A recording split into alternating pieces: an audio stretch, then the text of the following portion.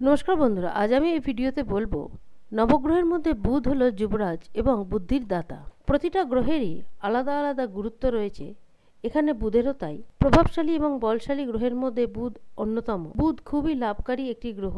এটা আমাদের চিন্তা ভাবনা, যুক্তি, তর্ক এইগুলোকে নিয়ন্ত্রণ করে থাকে। সঞ্চার কৌশলের নির্ধারক হয়ে থাকে বুধ, এবং সেই বাণীর যে প্রখরতা, যে তীব্রতা, সেটিও প্রদান করে থাকে এই বুধ গ্রহ।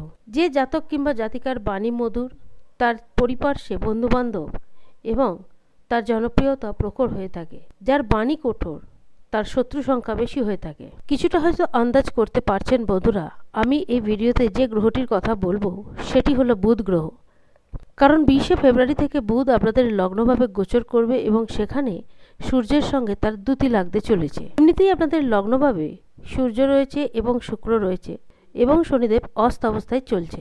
বুধ দুটি রাশির মালিক, একটি হলো মিথুন, অপরটি হলো কন্যা। সূর্যের সঙ্গে বুধের সম্পর্ক মিত্রতার সম্পর্ক। যখনই সূর্যের সঙ্গে বুধ দ্যুতি করে তখনই বুধাদিত্য যোগ নির্মাণ হয়।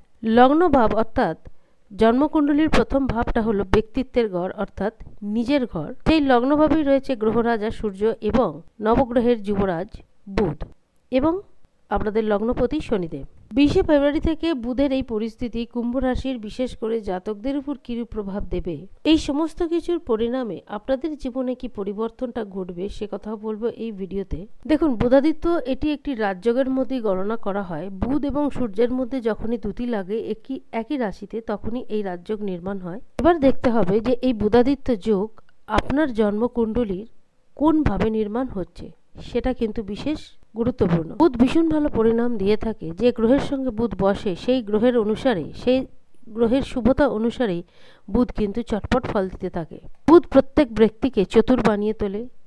বুদ্ধিমত্তার সাহায্যে যে কাজ করার দক্ষতা, সেই দক্ষতা প্রদান করে থাকে। ব্যবসারও কারক হলো বুধ। বুধ মজবুত হলে বিদ্যার্থীরা গণিতে ভীষণ পারদর্শী হয়ে থাকেন। বুধ মজবুত হলে যুক্তি করার যে ক্ষমতা, তার্কিক যে ক্ষমতা আমরা বলে থাকি, সেই তার্কিক ক্ষমতা প্রবল হয়ে থাকে। এক কথায় বলতে গেলে বুধ মজবুত হলে জাতককে অর্থবান করে তোলে। বুধ মজবুত হলে বিদ্যার্থীকে বিদ্যাবান করে তোলে। প্রথমেই বলেছি বুধ দুটি রাশির মালিক, একটি হলো পঞ্চম, একটি হলো অষ্টম। পাশাপাশি সূর্য হলো আপনাদের সপ্তম ভাবের অধিপতি। দেখুন, যেহেতু লগ্নভাবে এই যোগ নির্মাণ হচ্ছে, যথেষ্ট স্ট্রং যোগ হয়ে থাকবে, কারণ শনিদেব অস্ত অবস্থায় চলছে।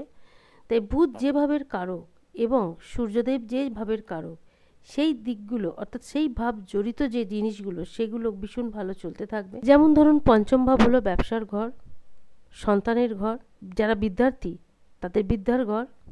অপরদিকে অষ্টম ভাব হলো পরিবর্তনের ঘর, সপ্তম ভাব হলো পার্টনারশিপের ঘর। এই বুধাদিত্য যোগ নির্মাণ হওয়ায় কুম্ভ রাশির জাতকদের মান সম্মানের বিশেষ বৃদ্ধি ঘটে থাকবে।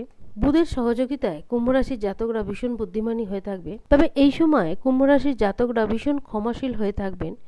হয়তো কেউ যদি কোনো ভুলচুক করে থাকে, সেটা বিজনেসের ক্ষেত্রে হোক, দোকানদারির ক্ষেত্রে হোক বা চাকরি ক্ষেত্রেই হোক, আপনারা খুব সহজে তাদেরকে মাপ করে থাকবেন। পাশাপাশি সাহসী হয়ে উঠবেন এবং স্বাভিমানীও হয়ে উঠবেন। বিদ্যার্থীরা নিজেদের লেখাপড়া নিয়ে ভীষণ সচেতন হয়ে উঠবেন।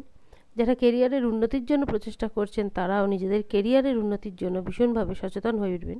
তবে এই সময় প্রেম বিবাহ করার মতন কোনো সিদ্ধান্ত নেবেন না, কারণ সপ্তম ভাবের অধিপতি লগ্নভাবে গোচর করছে ঠিকই, তবে এই সময় প্রেম বিবাহ নিয়ে বড়সড় কোনো সিদ্ধান্ত নিতে যাবেন না। তবে হ্যাঁ, দাম্পত্য জীবনে কিন্তু জীবন সঙ্গিনীর থেকে ভীষণ সাপোর্ট পেয়ে থাকবেন, তাই দাম্পত্য জীবন ভীষণ সুখকর হয়ে উঠবে।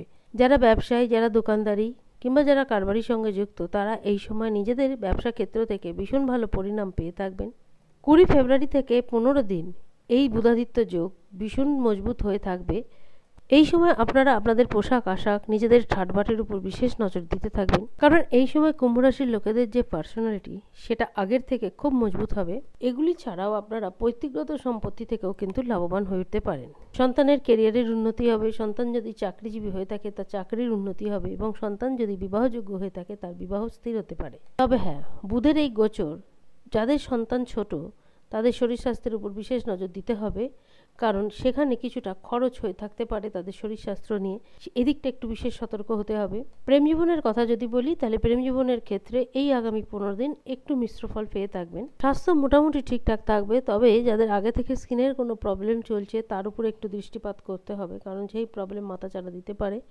যারা ব্যথাজনিত সমস্যায় ভুগছেন তার উপর একটু নজর দিতে হবে। দেখুন, এখানে শনিদেবের কথা বলতেই হবে। লগ্নভাবের অধিপতি সে অস্ত অবস্থায় চলছে, তাই যে সমস্ত জাতকেরা শেয়ার মার্কেট নিয়ে বিশেষ আগ্রহী, যারা শেয়ার মার্কেটে অর্থ নিবেশ করে থাকেন, তারা এই সময় একটু হাত খুলে নিবেশ করতেই পারেন, কারণ লগ্নপতি অস্ত অবস্থায় থাকায় বুধ যেহেতু মজবুত অবস্থায় থাকবে, তাই শেয়ার মার্কেটের দিক থেকে লাভবান হতে পারেন।